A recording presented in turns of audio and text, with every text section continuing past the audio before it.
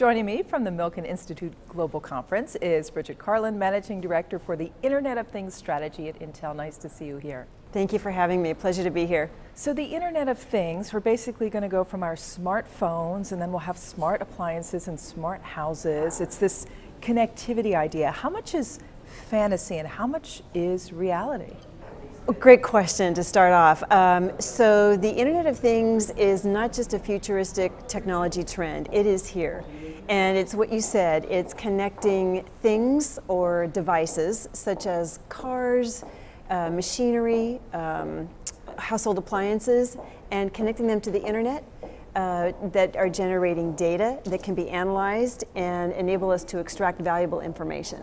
So how many things will be connected by when? So we're expecting something like 50 billion devices to be on the market by 2020.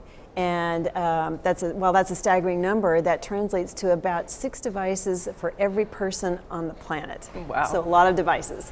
So how will this be a game changer for certain industries? Say something like healthcare that's very data heavy. Great question. So IoT is about transformation. It's about connecting devices, sharing data, enabling analytics to generate actionable insights from that data, and use that knowledge to improve real-time decision making. So for healthcare, it's being able to understand real-time how a certain therapy is affecting a patient, an individual patient, and tailor it to that person. For a factory floor, it's about collecting real-time data from machines that could give alerts to essentially do predictive maintenance so that they can predict when a failure is about to happen and go in and maintain that equipment ahead of time.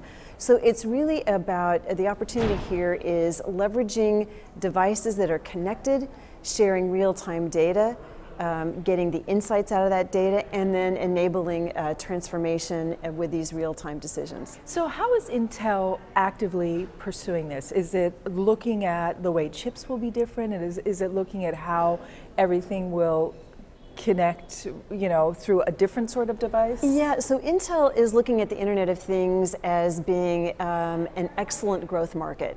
We've seen year-over-year growth in the Internet of Things group. How much growth?